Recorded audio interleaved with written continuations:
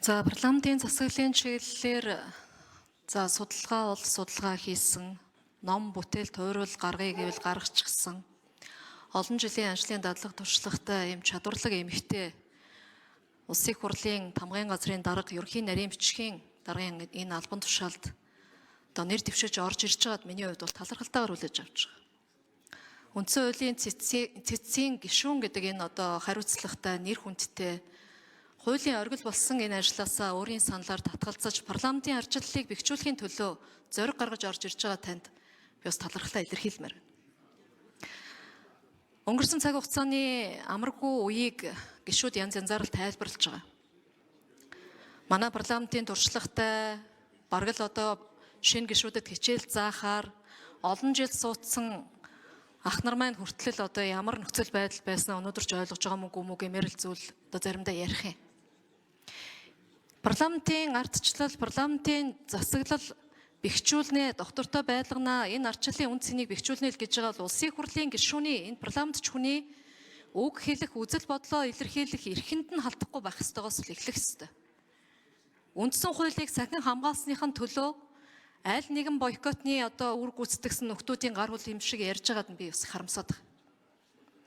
Би бол одоо 126 гишүүнтэй болсон энэ парламентын засаглалыг бэхжүүлэхэд энэ гишүүдээ бид үндсэн хуулийн одоо суур зарчмуудыг үндсэн хуулийн үн цэнийг мэдрүүлдэг болгох энэ цаг хугацаанаас бараг энэ ардчлалын асуудал эхлэх болов уу гэж харж байна.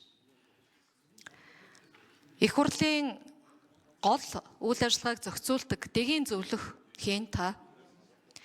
Энэ дэгийн зөвлөх гэдэг бол их хурлын гишүүдийг, их хурлын удирдлагуудыг үндсэн хуулийн хүрээнд үйл ажиллагаа явуулах хууль тогтоомжоо мөрдөх энэ хязгаарыг та зөвлөж, хууль зөрчүүлэхгүй байх үндсэн үүргийг хүлээх ёстой.